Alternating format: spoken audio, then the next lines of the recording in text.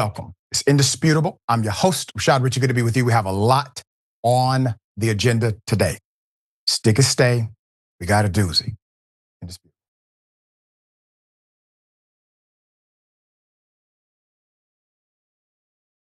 At TYT, our mission is to boldly pursue truth, challenge the establishment, and drive positive change.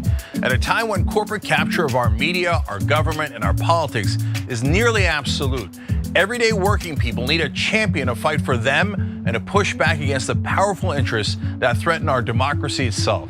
At TYT, we're proudly progressive and call out corruption and duplicity wherever we see it, from Republicans, Democrats, or anyone else. And unlike mainstream news media outlets, we're not beholden to corporate advertisers, to defense contractors, to Wall Street, or to big pharma.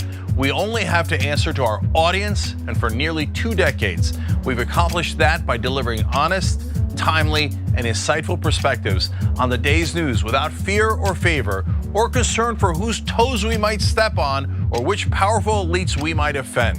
And while we're super serious about the news, we also manage to do it in a way that is fun and lighthearted. We can do this together and serve our audience, and yes, have fun doing it.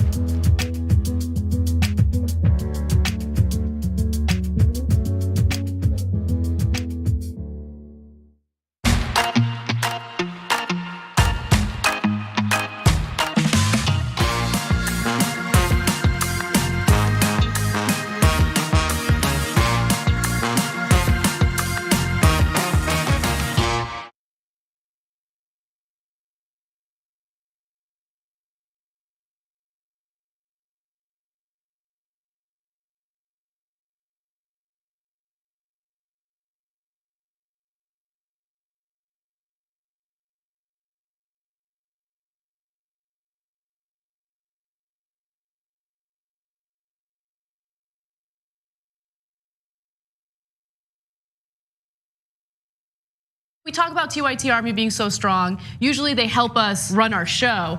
Now they're gonna help us run the country. Like this. It's time that we reclaim democracy for the people. We had a huge victory for Wolfpack. When Lincoln said this was a country by, of, and for, he said of the people, not of corporations. Our representatives don't represent us. Whoa, democracy! United! We are too strong! There's thousands of volunteers, and you can be among them. When you get the power back, oh, that feels good. This is just the beginning. Knock, knock. We're coming for them! Wolf-pack.com.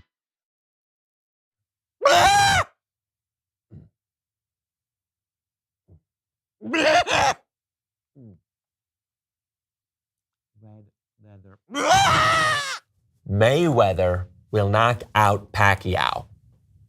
Floyd beats his wife.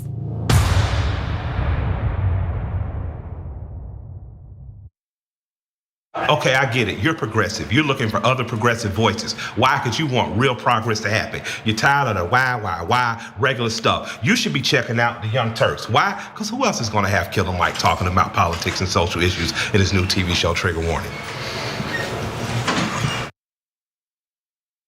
My dad wrote the story of his life. It's called The Original Young Turk. It's a book on shoptyt.com. Part of the story is how I became progressive.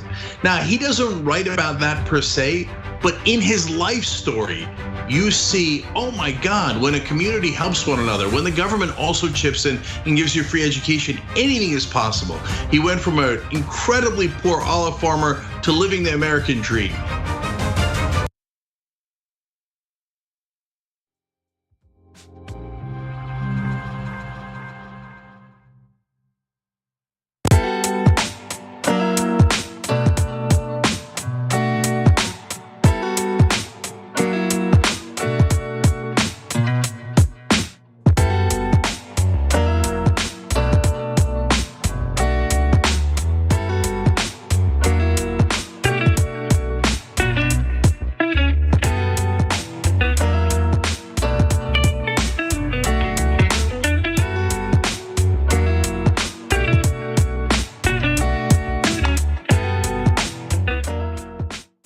All right, welcome back. Always good to be with you. We're joined today by none other than the incomparable Yasmin Aliya Khan. Always fascinating to have her analysis. Top story of the day. The reason why Donald J. Trump, president of the United States, was no longer cool with his buddy Epstein had nothing to do with him being a prolific human sex trafficker of underage girls, but because, according to Trump, he stole the help.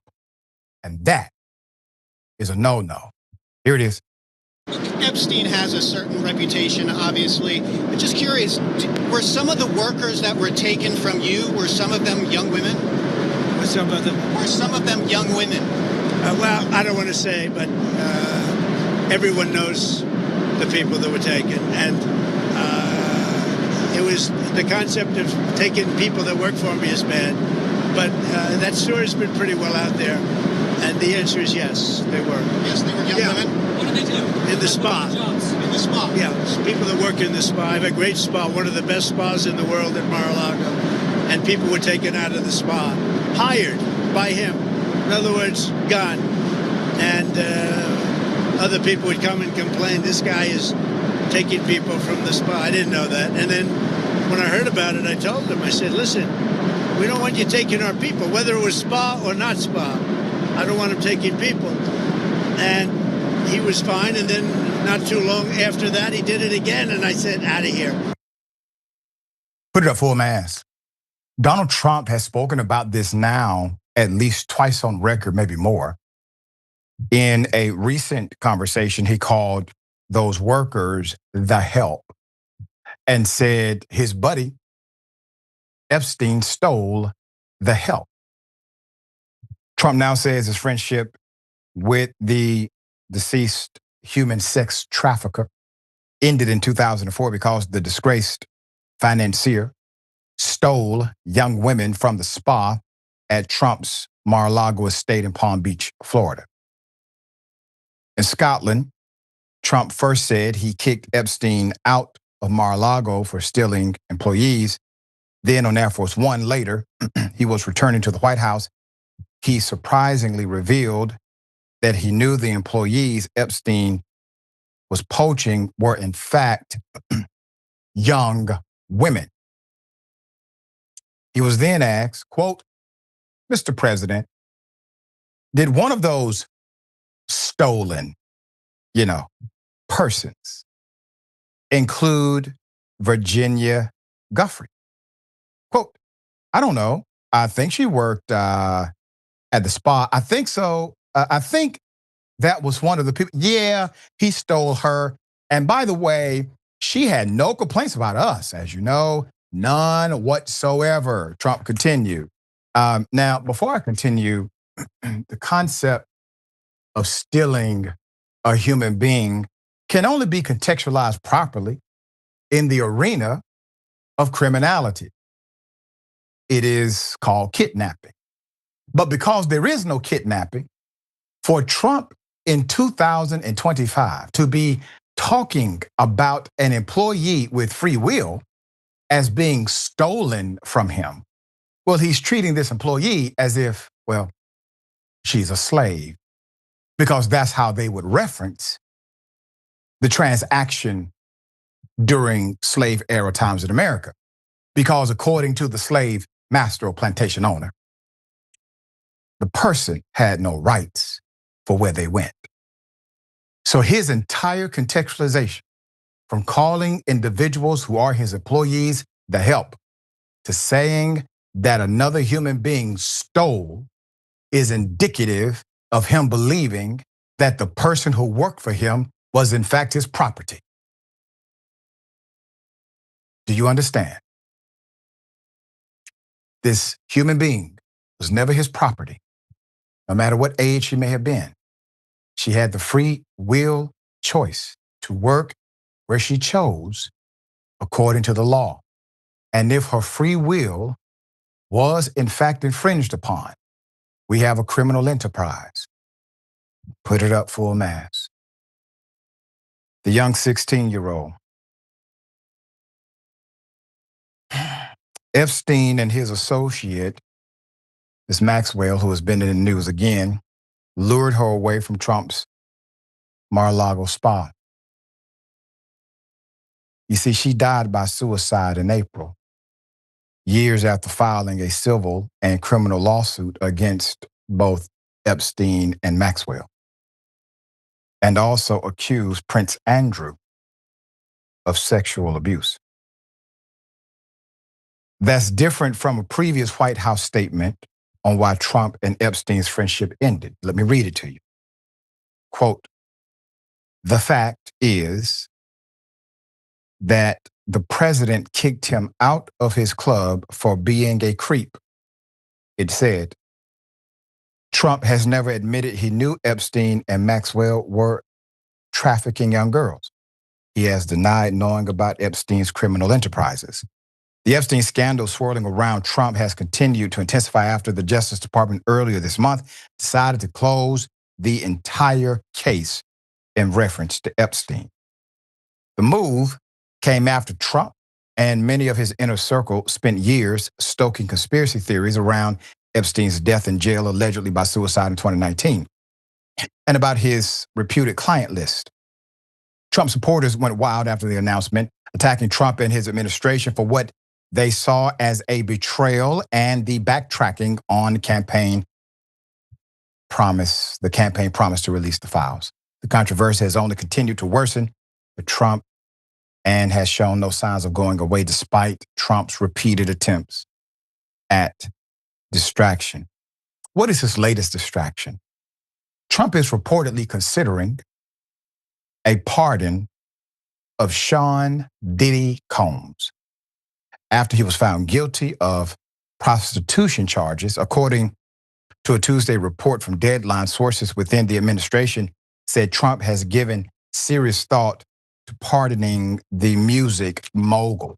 The irony is that Diddy is guilty of a lot of crimes. They just could not prove RICO. So Donald Trump is okay with criminals. Donald Trump is okay with you actually being on tape beating a woman. He's okay with that. He will give you a pardon. Hell, I don't even know if Diddy and his defense attorney requested a pardon officially yet or not. But Trump is okay with this, no issue. MAGA. At some point, you got to realize you have fallen in love with a charlatan. This individual has never been what he has said. But here's the thing. You were okay with all of his lies and really believed he was telling the truth about Epstein and transparency and being an advocate for you. He lied about the wall. He lied about cutting your taxes. He lied about the economy. He lied about you having the best America possible. He lied about all of it. But all of a sudden, you thought he had more clarity and would tell the truth about this. Doesn't make sense. Yasmin, thoughts here? Yeah. I was going to say this is all getting ridiculous, but it's been ridiculous. It's been silly. And he keeps incriminating himself. There has been a well-documented history of Trump's relationship with Epstein. He's been on camera saying that Epstein was a great guy who, like him, loves younger women. We have audio from each of them confirming that they were not just friends, but close friends.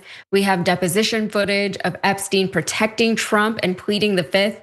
And there are a lot of speculated reasons as to why Trump and Epstein had their big falling out. Trump says that he kicked Epstein out of Mar-a-Lago, but there's no proof of that happening. Epstein, by the way, he was never a member of the club at Mar-a-Lago. He was only ever just there as a guest of Trump's. Trump is saying here that Epstein stole his underage worker from him. You likened him to a slave owner, Doc, and I do not dispute that characterization, but I also see narcissism here. Narcissists do see people as their property. They claim ownership over others, and they see others as an extension of themselves. You have to be a narcissist to speak the way that Trump does about other people. And you certainly have to see people as property whenever you are trafficking them literally as property, like cattle. So yeah, now we're hearing that Trump is going to pardon Diddy and he's going to pardon Ghislaine and he's going to incriminate Obama for treason. But Ghislaine, that's interesting. She's apparently now the victim in all of this. And that is a very deliberate recharacterization of Ghislaine Maxwell that we're actively witnessing happening all over right-wing media right now. The thing with Ghislaine is that, Trump has now got Republicans out making the rounds on Fox News and other outlets like that, disputing the fact that Ghislaine was actually taken in during Trump's first term in 2019. At this point, they're just outright denying a very, very provable fact that Trump was the president in 2019. Was he or was he not the president?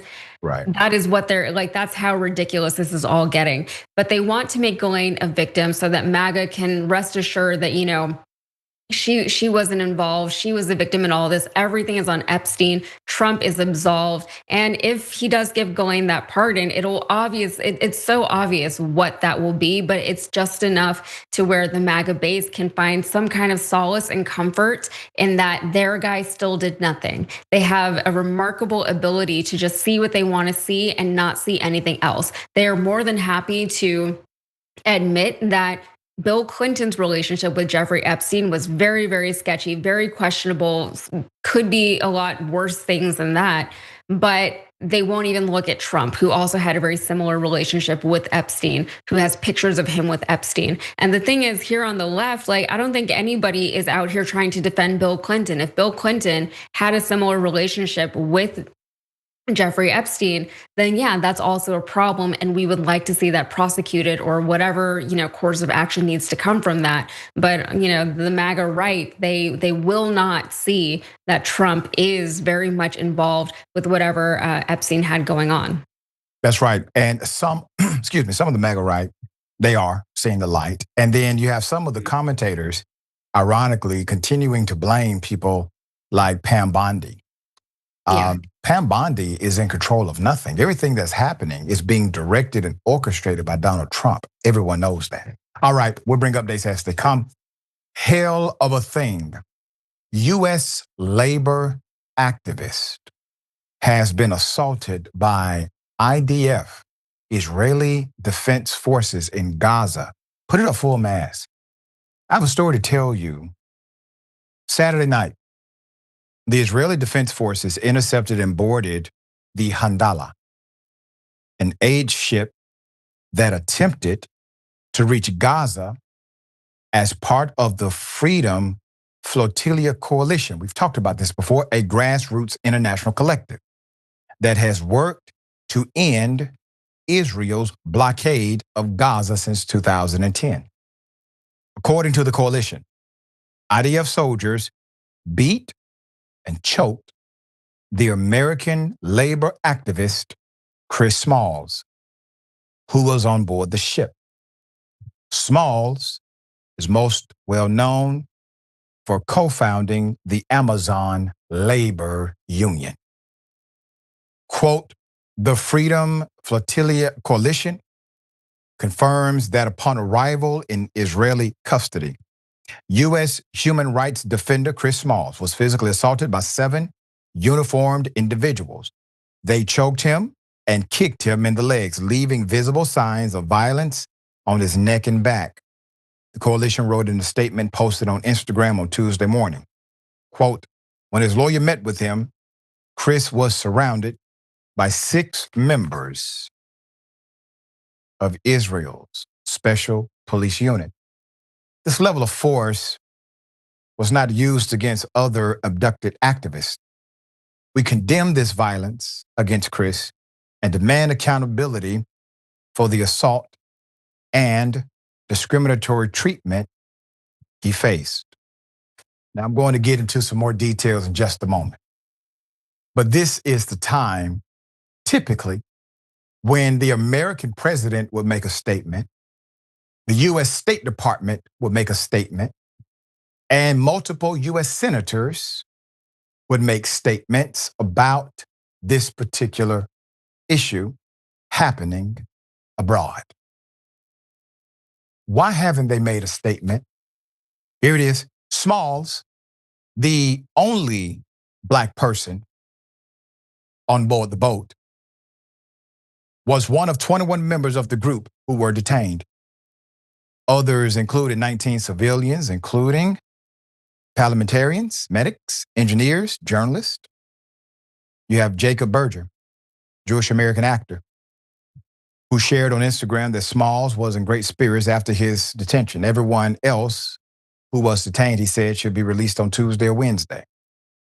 The Handala, which carried food, baby formula, diapers, and medicine, was attempting to breach Israel's blockade of Gaza as Palestinians there continue to starve in what UN-backed hunger experts have called, quote, worst case scenario, a famine that is unfolding. The interception of the Handala came as more than 30 Israeli public figures called for crippling sanctions over Israel's starvation of Gaza.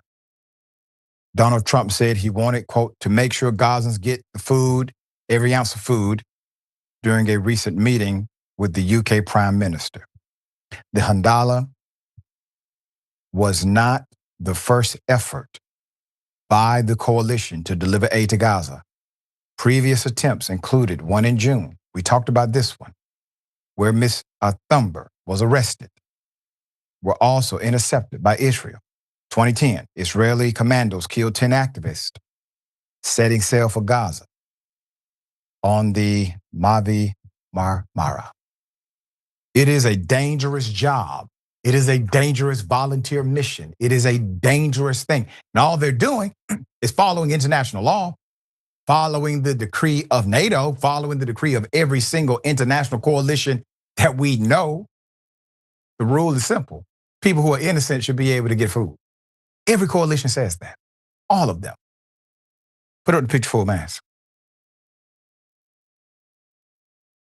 Retired U.S. Special Forces veteran Anthony Aguilar, who recently returned from Gaza, talked about a horrific story of a child shot dead at an aid distribution site just moments after thanking him for the food he helped provide.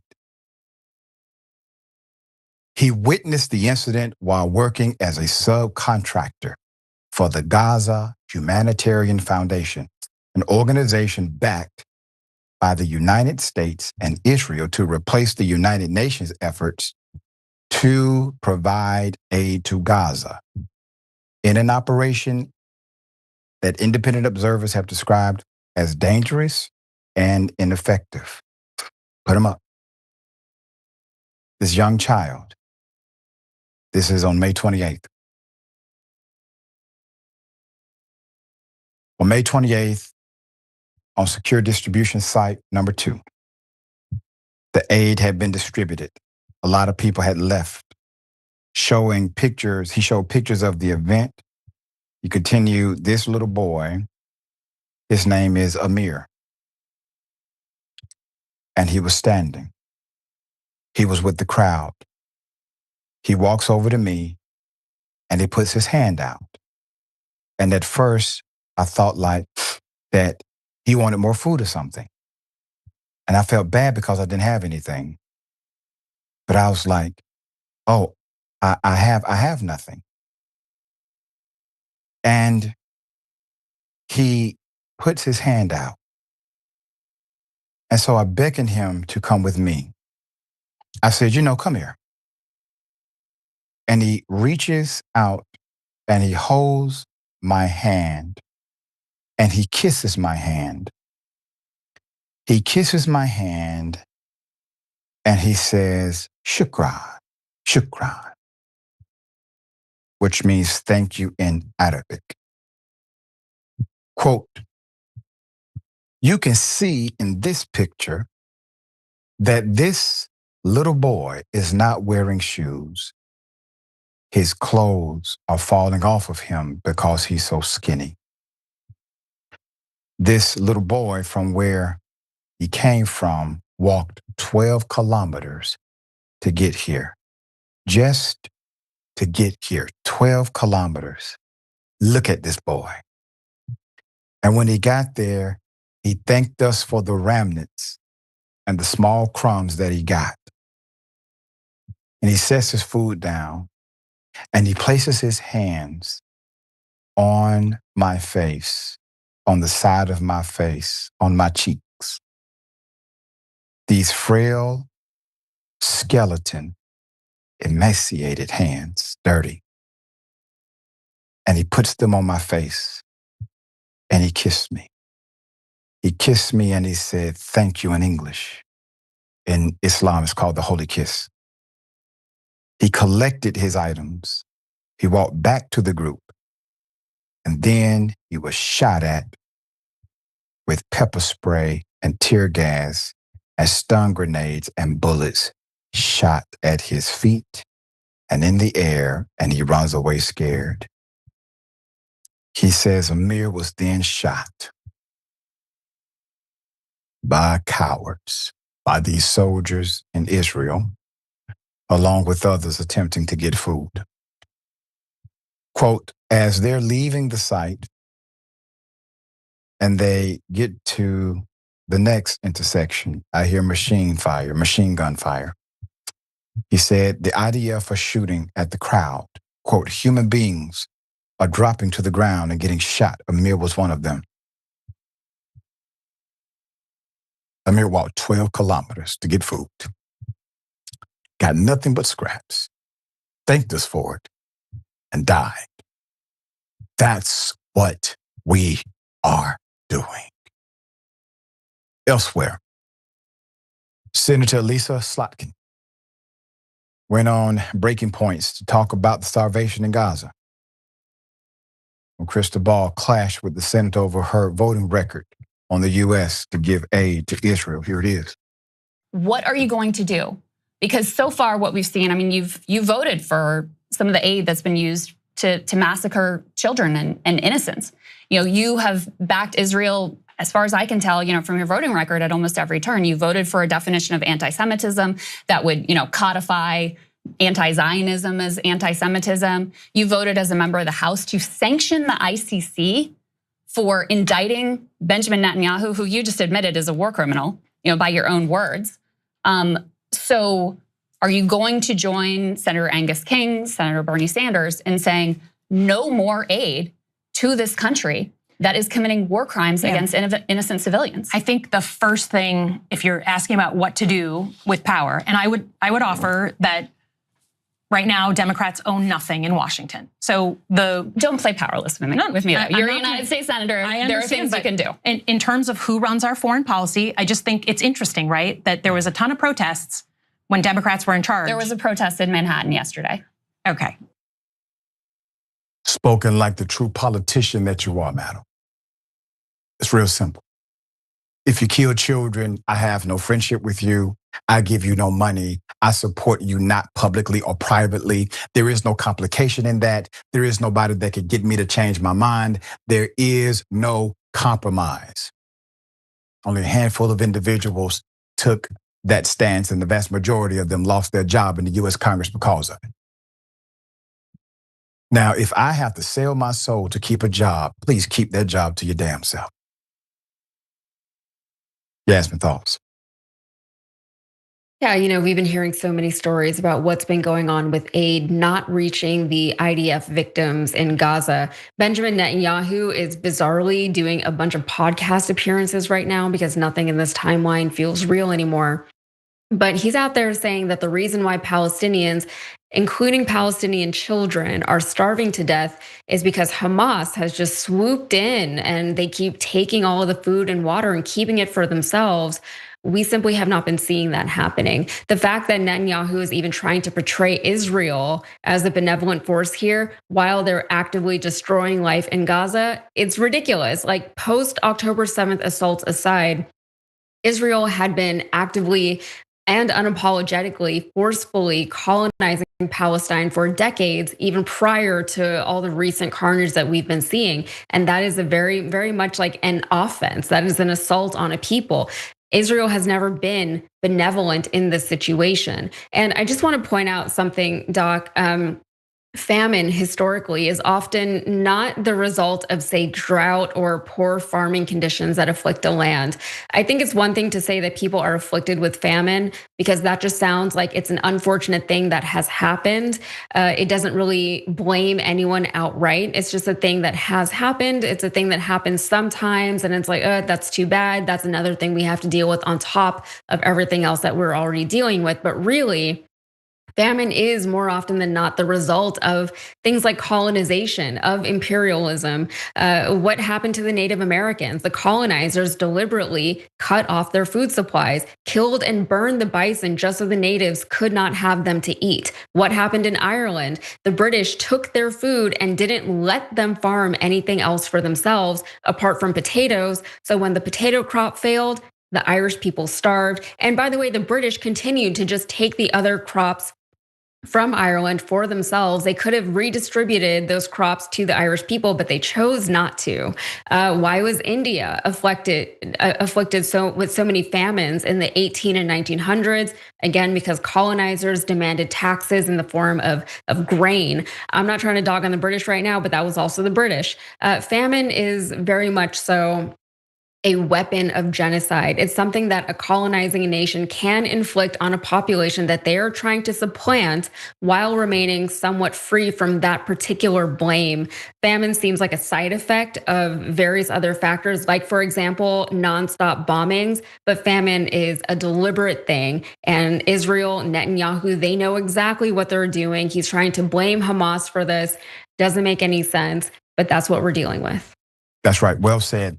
Famine is orchestrated, and it has been done so for many, many years. We bring you updates as they come. No one should be disillusioned about the reality of what's happening in Gaza.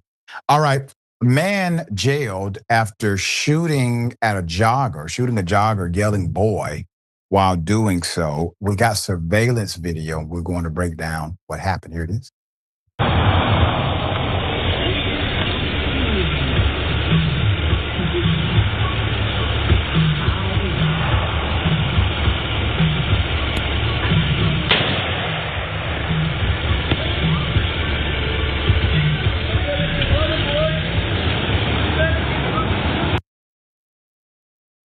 Put it up full mass.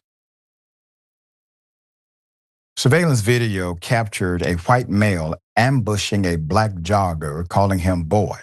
A judge has now responded with a massive $1 million cash bond. That is the proper bond, in my opinion. The South Carolina man was seen on video shooting at a black jogger with a rifle while shouting a racially charged message. He has been charged with a hate crime. Jonathan Felkel was charged with hate, intimidation, assault, and battery of a high and aggravated nature, and possession of a weapon during a violent crime.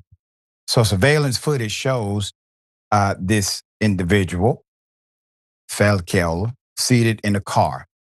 He's seated in a car parked in front of a gated community when he grabs a rifle from the passenger seat, then fires one shot at a black jogger passing him by. He then puts his car in drive, pulls forward into the gated area, and shouts, "Keep running, boy," to the victim. After Jonathan Felkel was arrested, he was interviewed by detectives and told them he saw a black man in a white shirt earlier that morning and said, quote, "He was by himself, so I was really going to do something at first." And then when an investigator asked him to clarify the statement, Jonathan replied, quote, "I was going to shoot at him. I was going to shoot at him," end quote. Authorities learned that Felkel and the victim live in the same neighborhood but do not know each other. Felkel is the first man to be charged with hate intimidation under Richland County's new hate crime ordinance that officials passed in June.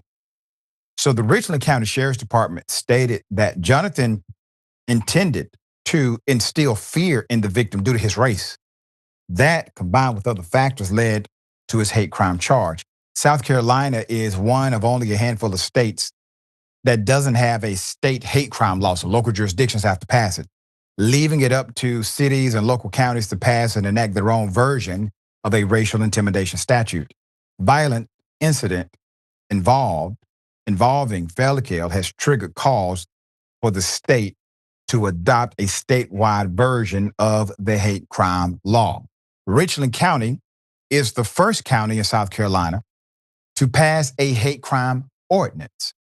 The law makes the offense a misdemeanor that is punishable by $500 fine or up to 30 days in jail. A judge set a $1 million cash bond for the assault charge and $1,075 bond for the hate intimidation charge, which is the maximum allowed under that new ordinance. So according to the reports, Falkill declined his right to a public defender. If he makes bond, he'll be under house arrest. His next court date is in September. He won't make bond. He doesn't have $1 million. Okay. Now here's the irony of it. Naturally, this should be one of those offenses where you could have killed this person, right? So where's the attempted murder? And the fact that you seem to be waiting for this individual, you have an element of premeditation. So while definitely the $1 million cash bond, very fitting for this charge, in my opinion. This is exactly how it should happen in a bond setting court, like a magistrate court. The charge seems to be lacking. While you do have the hate crime element, that hate crime element can only be done via an ordinance. An ordinance can only get you to a misdemeanor. The county is doing the best they can. The state has to pass a statute to make it a felony. That's why you have a state crime statute in this case, but they don't have one, so local jurisdictions have to do what they can do. But still, if you just charge the man with what it seems he attempted to do, which is in fact to murder another human being, you actually get more punishment availability in the statute than charging him this way. All right, Yasmin, thoughts? Yeah, so he was waiting for this guy. He stopped his car, waited for the guy to run by, shot at him, told him to keep running, and then no remorse, it seems like. No dispute between the two men leading up to this, just straight up old-fashioned racism, just old-fashioned hate criming going on in South Carolina. So he wanted to intimidate this man by threatening his life. And I wouldn't blame the victim here if he did choose to move and just live somewhere else. None of us want to think that, none of us want to let these people win whenever, he, like, that was his obvious intentions, that he doesn't want to live around Black people, even though he's in the South, right? But at the same time, we have one life to live, and we all deserve to live in a place where we feel welcome and where we feel safe, and where just going for a jog is not a life-threatening thing for us. But we don't want to let them win, but he's also living in a place like South Carolina, where they're actively not protecting people like him against people like the guy who shot at him, right? So you kind of have to find a balance, stand up for your principles, but at the same time, you want to find your own happiness. What we're seeing here this is very backwards behavior, and I don't blame people for getting frustrated that things are not moving as quickly as we need them to, right? How many years of our lives are we going to dedicate just waiting and waiting and waiting for other people to get it, and for our lawmakers to get it, and to protect all of their constituents, not just one portion of them or not just one demographic of them? So, it's not great political strategy though, because you want the diversity, because that is how you have an overall change. But at the same time, we're talking years of people's lives here. So it's a really tough situation that we're seeing here. It's not isolated by any means either, right? We see things like this happening all the time. It feels like we're seeing them more lately than we have been before. Maybe that is because racism and racist people have become empowered of late, or they feel protected of late, or they feel like they can get away with more due to the current administration, just the overall feeling politically in this country right now. But at the same time, we are trying to move forward, and incidents like this are constantly pulling us backwards. And the more that we continue to just not prosecute people who commit hate crimes, people who are obviously racist. And the more that we continue to even celebrate some people like this in our country, the longer it's going to take for any real progress to happen. And especially for leftists, we call ourselves progressives. It is very, very frustrating because the nature of being a progressive is always being a little bit ahead of the rest of the curve, right? You're always like waiting for something. And so we do tend to get very impatient. But again, you can't blame people for being impatient when people's lives are being threatened. That's correct. And if we had a robust and competent federal government, there's a federal agency that could enforce the rules here. This man was intimidated because of his domicile, where he lives. You have a fair housing doctrine, statutory language connected to that. This could be squarely within their realm. But because Trump is president, and generally speaking, those who work for him don't give a damn, don't hold your breath. We got more on the other side. Indisputable, stick and stay.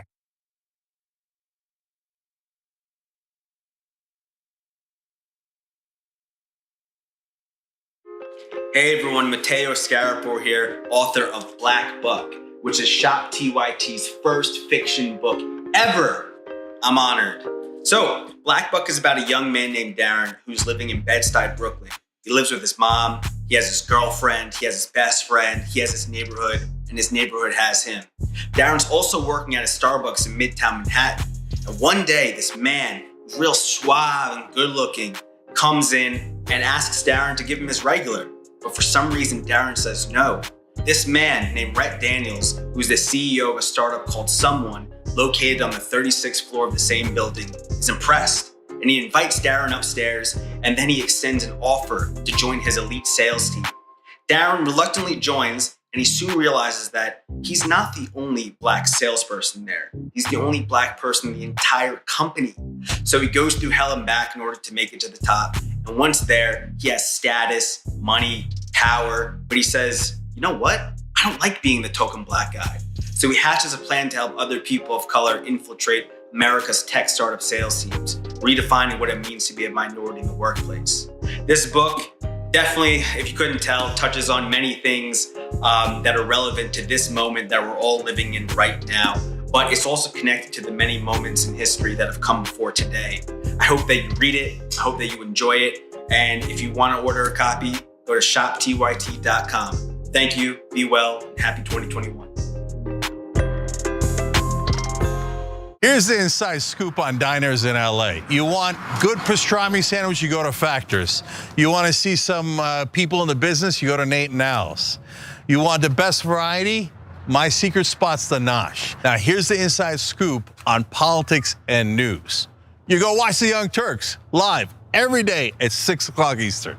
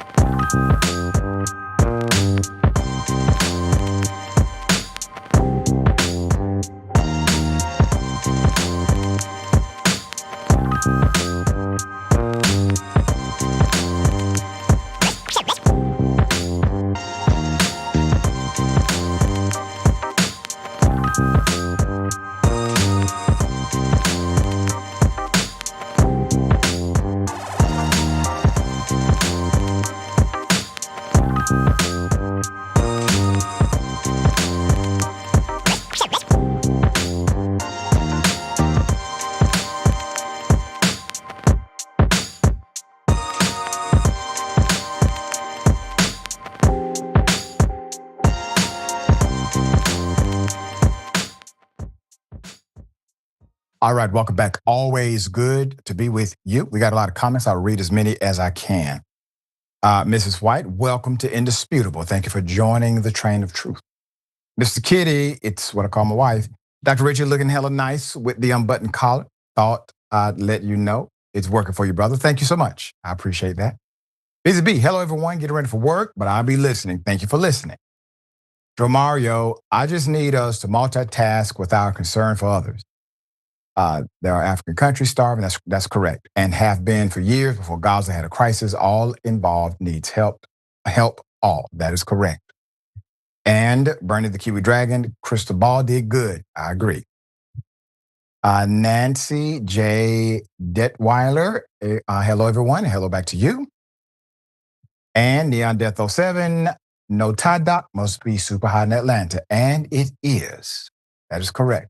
All right, we got breaking news for you. Breaking news, ESPN parts ways with Shannon Sharpe officially following the lawsuit. We have some background to give you to this, just a reminder of what started it all. Here it is. Well, what, Gabby? Well, you're coming to LA tomorrow? Yes. Well, I don't know why you want to go out. Don't worry about it, Gabby. Well, okay. Okay, what? Well, I'm not really interested in getting choked, so I guess we're going. Yeah, I might choke you in public. Big black guy chokes small white woman.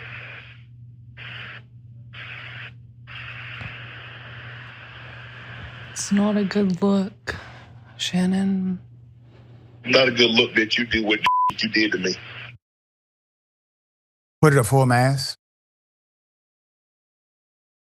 I don't know anyone who's surprised about ESPN officially parting ways, but according to sources, ESPN has parted ways with Shannon Sharpe following the settlement of a sexual assault lawsuit. Reports from the Atlantic state ESPN has cut ties with Shannon Sharpe after his settled lawsuit, which accused him of sexual assault. The settlement was announced by Sharpe's accuser's attorney, Tony Busby, earlier in July. Sharpe had strongly denied the allegations, stepped away from his role at ESPN, and has not appeared on the network since April. Now, if you remember when we first covered this, there were other stories that came out where it was on record that Shannon Sharpe had some allegations in his past professional life. And networks, they decided to organize in a way to cover for Mr. Sharpe. And now this one was so massive, nobody could cover for him. But it definitely brings up a point that we've made here many times before. Typically, when someone is in a situation like this, it's not the first time. Multiple instances prior happened before that moment. It's a good opportunity to learn from the mistake 10 years ago than from a cover-up 10 years ago, and now all of a sudden you have a repeat of the pattern. No surprise to me that ESPN has decided to part ways, at least for now. The things that were said, and I don't know the whole video or the audio, nobody does. According to Shannon, it was heavily edited, but my goodness, the stuff that was said there, I wouldn't want my daughter, young daughter, dating someone who spoke to her that way. And I think many fathers will feel the same. All right, thoughts? Yeah, so not a whole lot of info on this story yet. Perhaps more details will come out of this.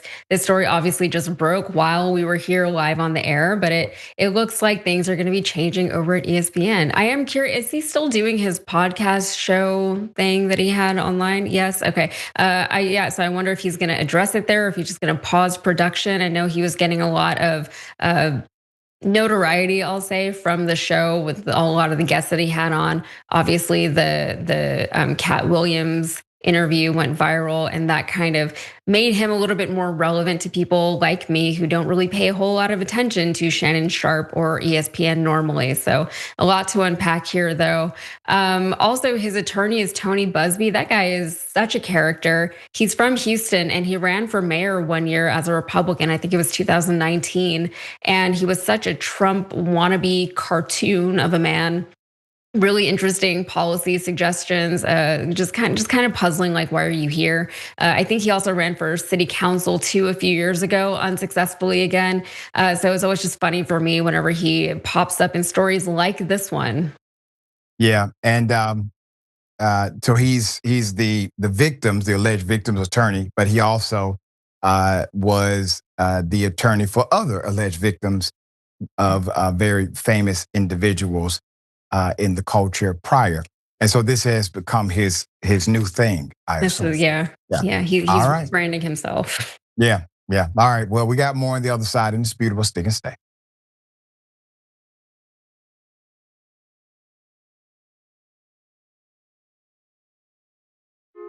Hey everyone, Mateo Scarapo here, author of Black Buck, which is Shop TYT's first fiction book ever. I'm honored. So, Black Buck is about a young man named Darren who's living in Bed-Stuy, Brooklyn. He lives with his mom, he has his girlfriend, he has his best friend, he has his neighborhood, and his neighborhood has him. Darren's also working at a Starbucks in Midtown Manhattan. And one day, this man, real suave and good looking, comes in and asks Darren to give him his regular. But for some reason, Darren says no. This man named Rhett Daniels, who's the CEO of a startup called Someone, located on the 36th floor of the same building, is impressed. And he invites Darren upstairs, and then he extends an offer to join his elite sales team. Darren reluctantly joins, and he soon realizes that he's not the only black salesperson there. He's the only black person in the entire company. So he goes through hell and back in order to make it to the top. And once there, he has status, money, power. But he says, you know what? I don't like being the token black guy. So he hatches a plan to help other people of color infiltrate America's tech startup sales teams, redefining what it means to be a minority in the workplace. This book definitely, if you couldn't tell, touches on many things that are relevant to this moment that we're all living in right now. But it's also connected to the many moments in history that have come before today. I hope that you read it. I hope that you enjoy it. And if you want to order a copy, go to shoptyt.com. Thank you, be well, and happy 2021. Here's the inside scoop on diners in LA. You want good pastrami sandwich, you go to Factors. You want to see some people in the business, you go to Nate and Al's. You want the best variety? My secret spot's the Nosh. Now here's the inside scoop on politics and news. You go watch the Young Turks live every day at 6 o'clock Eastern.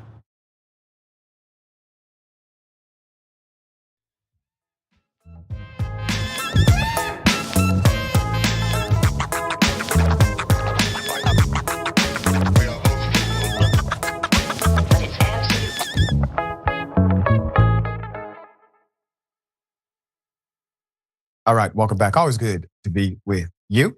Read some of the comments. I think this is Hung Jun. I would fire him just for that one bit of audio. Don't effing talk to women like that. Yeah, that was, I think initially the spin was that it was perhaps, possibly some kind of role-playing thing. And then when we actually heard the audio, it's like, it sounds more like a conversation to me. Even if it is edited, if those segments were said continuously, then that's a problem. So I agree. Yeah. So RJL Network, I like Shannon when he was with Skip. Bayless. Yeah. Yes, and Big Mick 75 says allegedly the payment was 10 million or more. I remember the offer was 10 million before the thing hit the public, and so that was, according to the reports, the offer that was on the table at that time. So maybe it was more than 10 million this time. All right, and Lindsay and Melise, I think. Looking fly, Doc. Thank you for that. And I hope I said your name correctly. I apologize if I didn't.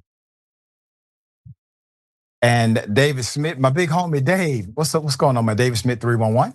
Always good to hear from you, dear brother. Is gifting 2-tier 1 subs to TYT's community. They've gifted a total of 1,369 in the channel. God bless you, my friend. All right. Well, got something for you. Ladies and gentlemen, I wish Karen would. You want to call the police on them for having a barbecue on a Sunday. I feel free! Back off! I'm going to tell them there's an African-American man threatening my life. Okay, who are you, ma'am, if I ask your name? I'm Stacey Whitmore. I'm the president. Whitmore? Whitmore. Okay, Miss Whitmore. What were you doing when I rolled up here?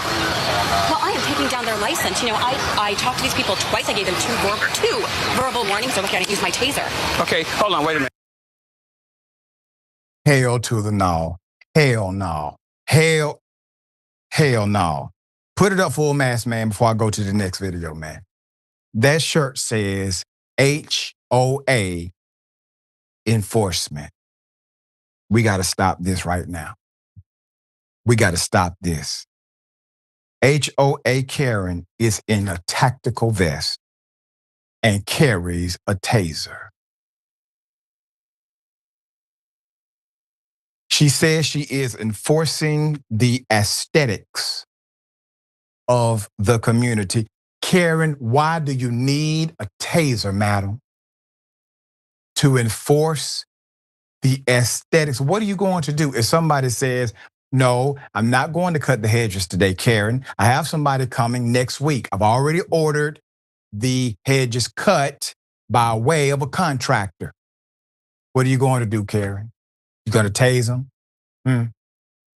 There's more. My taser. Okay, hold on, wait a minute. Why do you have a taser? Look, I'm not just a homeowner here. I'm an enforcer. And this is approved by the HOA. Okay, what is it that you're enforcing? I am enforcing aesthetics. I'm enforcing the laws. You and I are the same in that way, really. You know, we care about the laws. We care about people following the laws. That is my job here. I am like the chief of this community, this neighborhood. So you're what, the president of the HOA? Yes, I am. Okay, and if I heard you correctly, the bylaws, the people here are violating the, how did you say it, aesthetics of the community? Absolutely, the aesthetics of this community. We have a section that particularly deals with keeping your front of your yard clean and symmetrical. Look at this crooked parking job. Okay, but there's no respect around here. We are doomed, ladies and gentlemen. We're not going to make it. You know, hopefully those on Earth 2 will come out better than those on Earth 1. She's a Karen, HOA president, tactical vest, and a taser. And put it up again, Jordan. And I'm pretty sure that's a gang sign.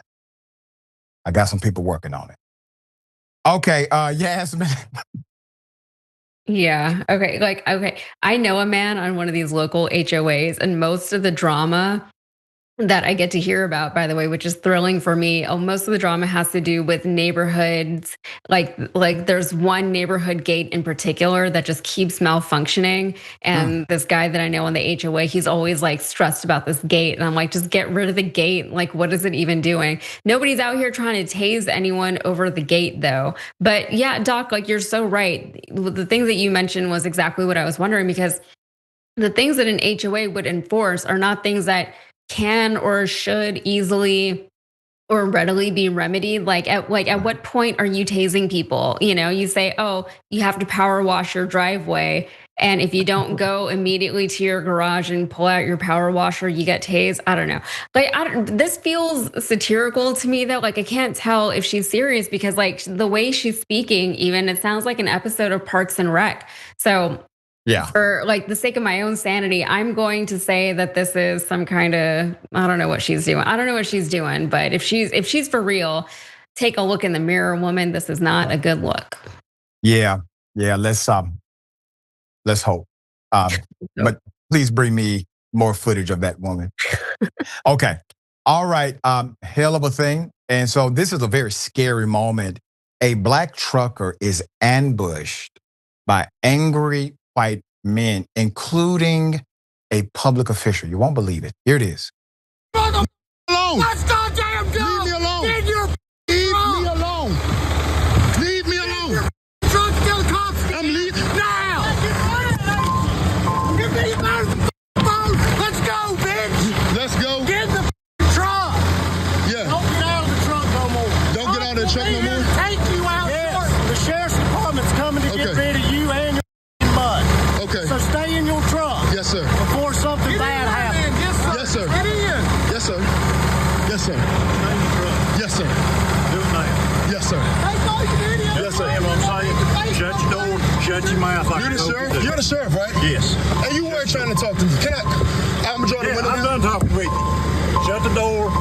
Can I draw the window down? No, roll the window up, roll the other window down. Hey, sir, you slammed the door on my dog. And that's all I'm recording. I'm gonna put you in jail. That's all I'm recording for slamming on the dog. I didn't slam it on the dog. You did, dog. Yes, you did. Have it on recording. Get in the door. Okay, yes, sir. Yes, sir. Y'all going to jail. Y'all going down. Well, they may be going to jail, but for right now, they're going on indisputable. Put them up for a mass. An angry mob falsely accuses a black male of stealing a phone. They ambush the accused. A black truck driver hauling mulch to a dump site in North Carolina is speaking out on social media about a terrifying ambush that happened at Two Banks Development Landfill near Clyde, North Carolina. Part of the attack was caught on video, which is now going viral, showing a group of white construction workers threatening him, slamming a truck door on his dog, and blocking his semi with bulldozers, all of which he said was unprovoked. The man, who goes by the name Not Turning Back _98 on TikTok, claimed the group brandished guns and chased him during the attack before flipping his trailer and tipping his truck over with bulldozers. According to his account, it all started when he arrived at the TBD dump site before opening hours, around 6:30 a.m. on June 28th. Having never been to the site before, he wasn't aware of the protocol to wait for entry further up the street. But a man who worked there indicated he could stay at the gate until they opened the gate. No problem. You're here early, not an issue. You just got to wait until the gate opens. Shortly after, however, the owner's son arrived and relegated him to the back of the queue behind all the other trucks. He stated. He complied, but the owner's son returned with 5 guys and his pistol hanging from his waistband and accused him of stealing a phone. He wrote in a caption on TikTok, after searching his truck and reviewing footage from security cameras, the group let him go. But unfortunately, this was just the beginning of the nightmare, as Not Turning Back _98 was, quote, at the top of the landfill, dumping mulch. The group confronted him again, forcing him back into his truck, which is where one of the 2 distressing videos begins. Quote, let's go, B-word, screamed an enraged white construction worker as he closed in on the man. As others suddenly surrounded him, yelling, quote, "Get in the effing truck," one issued a threat. "The sheriff's department is coming to get rid of you and your effing mutt. So stay in your truck before something bad happens," end quote. A man who identified himself as the sheriff repeatedly tried to slam the vehicle's door and ended up injuring the dog, which can be heard yelping in pain on the video.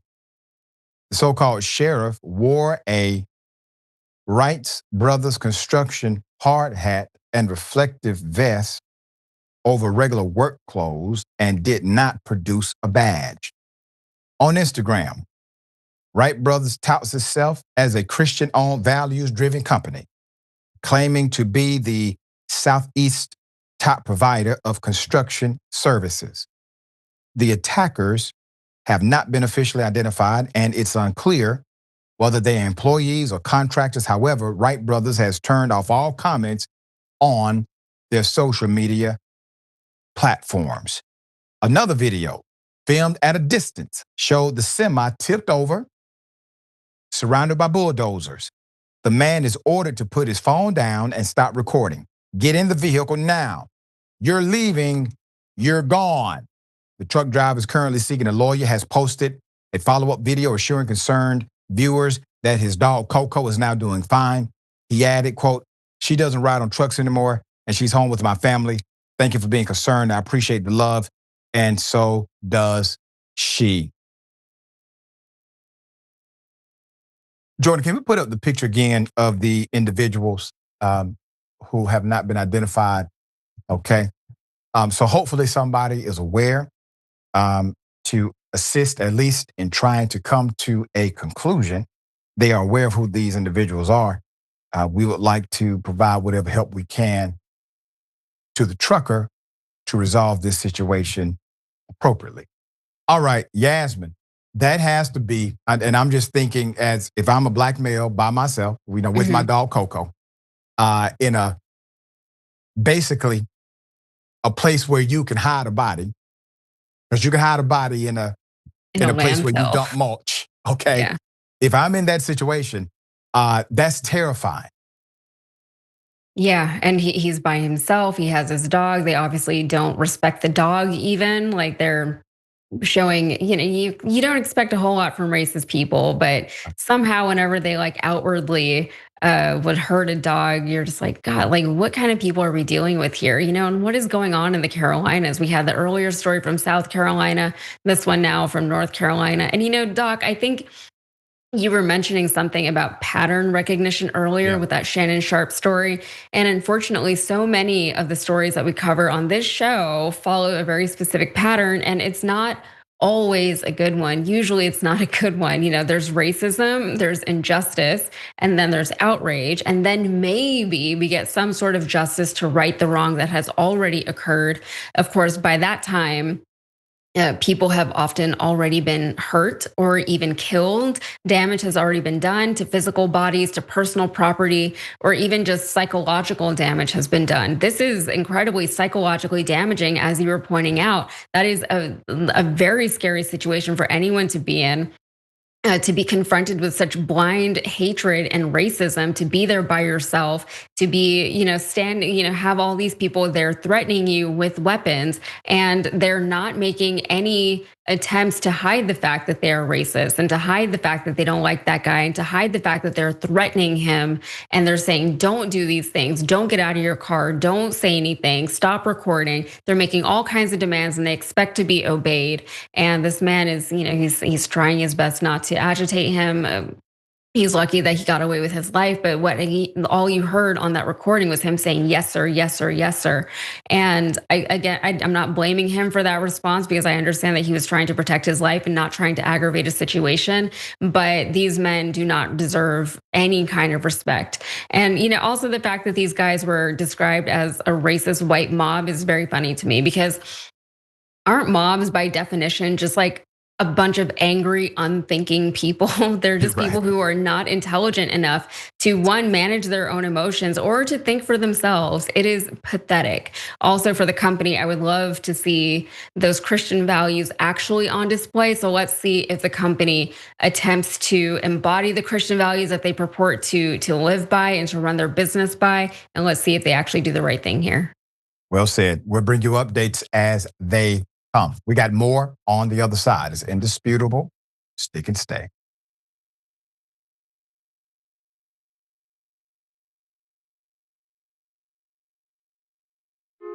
Hey everyone, Mateo Scarapore here, author of Black Buck, which is Shop TYT's first fiction book ever. I'm honored. So, Black Buck is about a young man named Darren who's living in Bed-Stuy, Brooklyn. He lives with his mom, he has his girlfriend, he has his best friend, he has his neighborhood, and his neighborhood has him. Darren's also working at a Starbucks in Midtown Manhattan. And one day, this man, real suave and good looking, comes in and asks Darren to give him his regular. But for some reason, Darren says no. This man named Rhett Daniels, who's the CEO of a startup called Someone, located on the 36th floor of the same building, is impressed. And he invites Darren upstairs, and then he extends an offer to join his elite sales team. Darren reluctantly joins, and he soon realizes that he's not the only black salesperson there. He's the only black person in the entire company. So he goes through hell and back in order to make it to the top. And once there, he has status, money, power, but he says, you know what? I don't like being the token black guy. So he hatches a plan to help other people of color infiltrate America's tech startup sales teams, redefining what it means to be a minority in the workplace. This book definitely, if you couldn't tell, touches on many things that are relevant to this moment that we're all living in right now. But it's also connected to the many moments in history that have come before today. I hope that you read it. I hope that you enjoy it. And if you want to order a copy, go to shoptyt.com. Thank you, be well, and happy 2021. Here's the inside scoop on diners in LA. You want good pastrami sandwich, you go to Factors. You want to see some people in the business, you go to Nate and Al's. You want the best variety? My secret spot's the Nosh. Now here's the inside scoop on politics and news. You go watch the Young Turks live every day at 6 o'clock Eastern.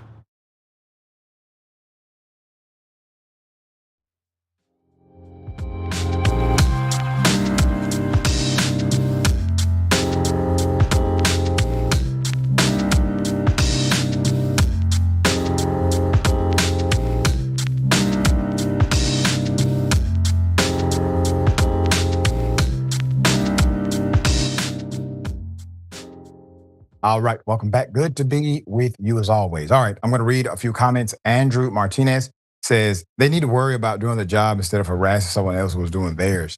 That's right. And Dick says, I wonder if Donnie has called Shannon to offer his support. Yeah. And Mad Native Dragon, hall monitor all grown up now, HOA enforcement. LOL.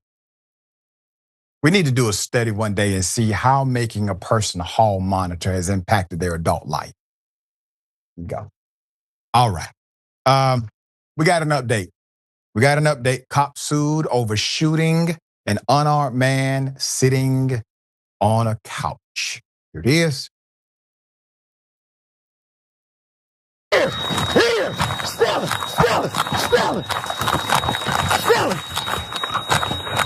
Say that.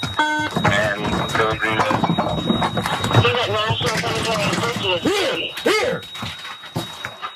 I thought, Stella!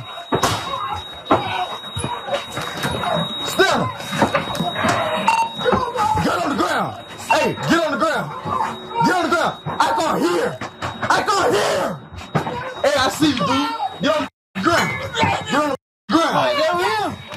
If you move, I'll shoot you.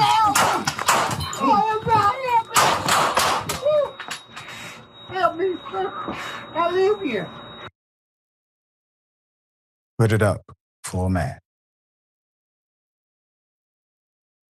That was former Florence County Sheriff's Deputy Trayvon Sellers, who fatally shot an unarmed 43-year-old, William Dwayne Rankin.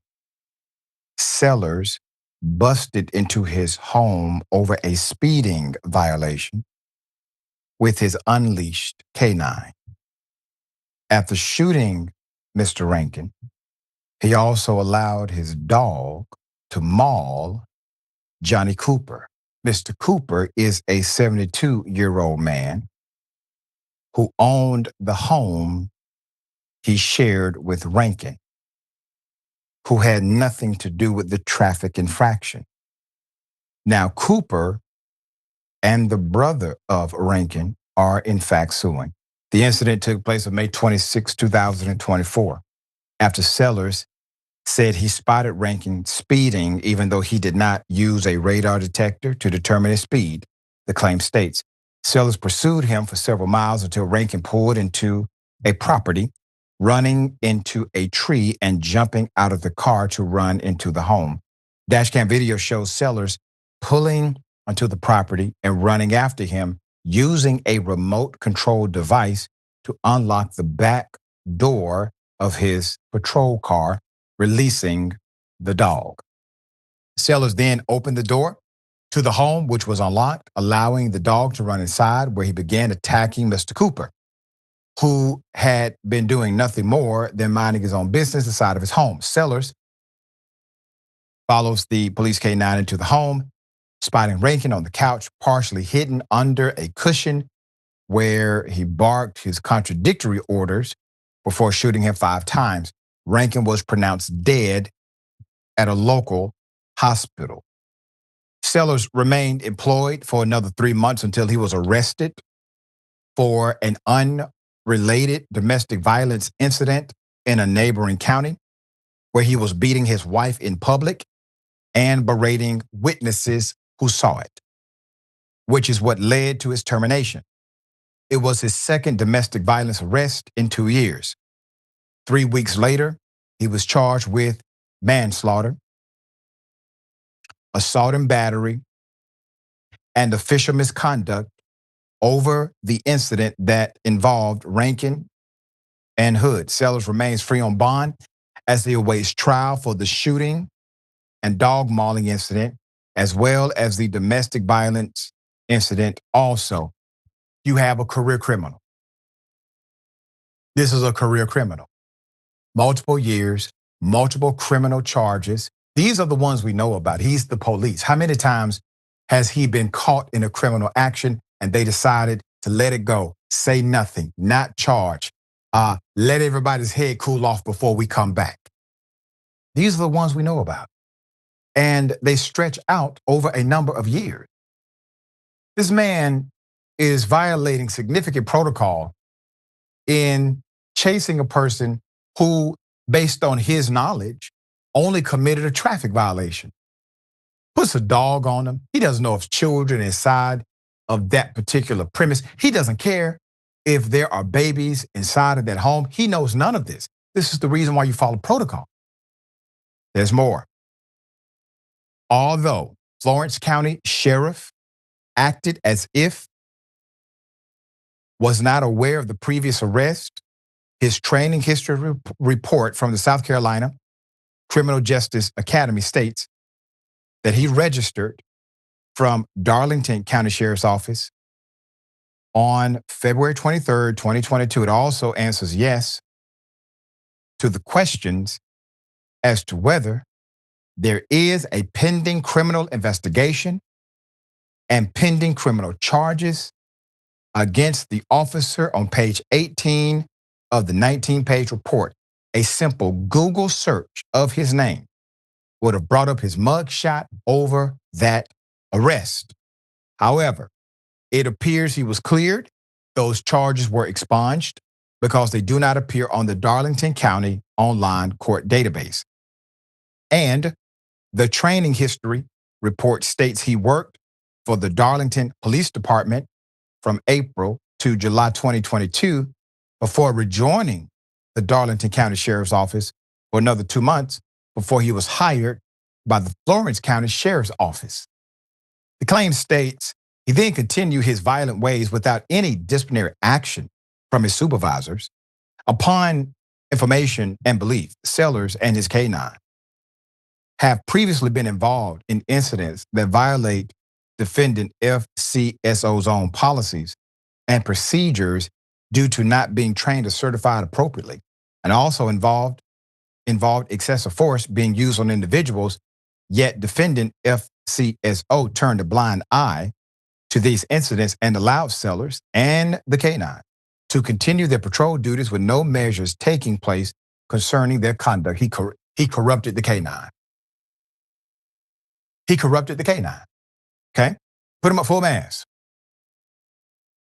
Florence County, South Carolina Sheriff T.J. Joy previously addressed the shooting incident in a statement saying he had, quote, personally met with the family of Mr. Rankin and Mr. Cooper, where I have been as candid and transparent as I know how, and I have expressed my deep regret and sorrow over this incident. This incident is not indicative of our values, our mission, or our training, but he still remained with your department for a number of months after the shooting. Your department is the one who hired him knowing he had a significant criminal history, lacking self-control when it comes to his own temper. Transparent, you say. All right, Yasmin, thoughts here?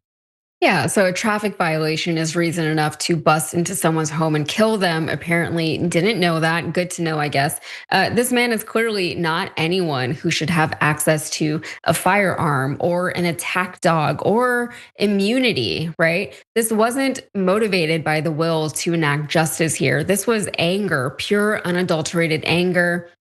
This was ineptitude. This was insecurity, okay? And I don't know that we talk enough about insecurity when it comes to people abusing their powers. This man beats his wife in public because he feels like he needs to assert his authority over her because he's too dumb to find a way to earn her respect without physically beating her. So this is a very insecure man. This is a man who cannot command respect. This is a man who has to hurt people and scare them into, recognizing that he has any kind of authority. And look, if these sheriff departments insist on releasing statements after incidents like this one, then follow through. Otherwise, just like, we don't want to hear it. We don't want to hear about your reflected values or whatever. Like, we don't care. Do something about it. Otherwise, it's all talk. And if you're just talking, then you don't need to say it. Yeah. And if you're going to say it, enforce it immediately. Tell us how you're going to make an example out of them, like you make an example out of teenagers who get caught up in gang violence. Mm-hmm. That's how you do it. If you're going to do it, be fair about it. All right. Hell of a thing. So we got an update. A wife of Marine Corps veteran has now been released from ICE custody. Put it up full mass. This is a hell of a story. A military family was separated at a green card application hearing while waiting for paperwork because the mother's, Pelo, I think is pronounced Cloutra. A strange mother failed to show up for a hearing. This is 7 years before. This 7 years prior. It has nothing to do with today. 7 years prior. Now we have an update.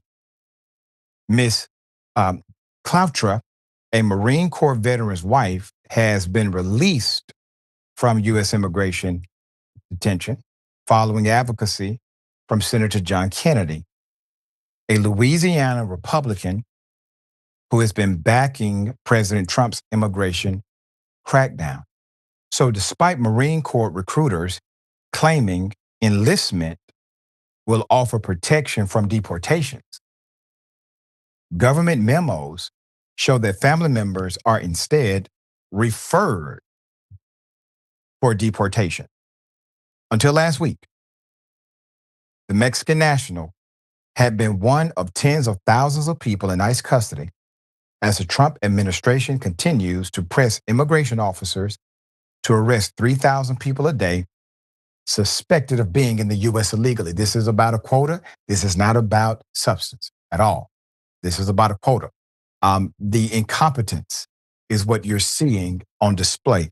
Emails reviewed by the Associated Press show that Kennedy's office said Friday that it put in a request for the Department of Homeland Security to release her after a judge halted her deportation order earlier that week by Monday.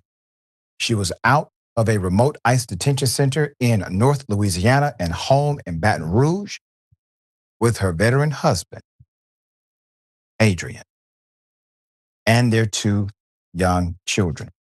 Kennedy's Constituent Services Representative Christy Tate congratulated Adrian on his wife's release, thanked him for his military service. Quote, "I am so happy for you and your family." They wrote in an email, "God is truly great." The Department of Homeland Security previously told the AP it considered the wife to be in the country illegally. An email chain shared by Adrian shows that the family's attorney reached out to Kennedy's office in early June after the wife was detained in late May. The wife has been detained by ICE officers,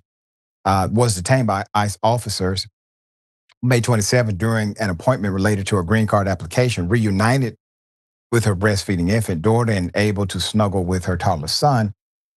She told the AP she feels like a mother again. For now, she's wearing an ankle monitor, but still able to pick up life where she left off, her husband says.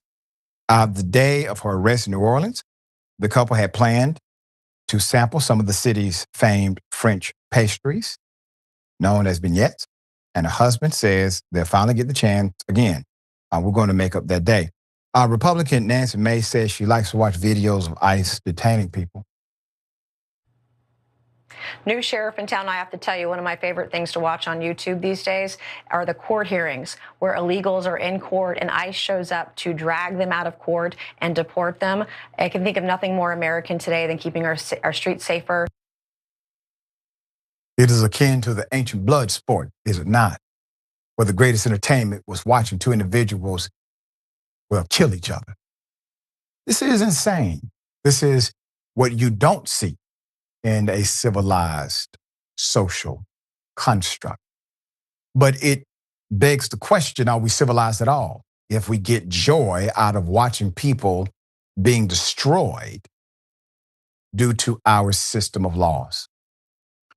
And while I'm happy for the family that was reunited in this instance, our issue is a policy issue. You should take this incident, this moment, and become an advocate for others who are still in the same situation that you were in because of this adverse and inhumane policy. All right, Yasmin Aliya. Yeah, so saying that enlisting in the military will protect people against policies that are already incompetent and unjustly enforced is predatory, first of all. But the audacity of it all is that this man has already served his country, only for his country to attempt to break up his family. Like, why did Kennedy need to get personally involved in any of this? Apart from this, though, there have been plenty of incidents where people who are here legally have been sent away or detained illegally. And a lot of times their families are not notified. Nobody knows where they are. They have somehow managed to demonize things like due process, something that is protected in our Constitution.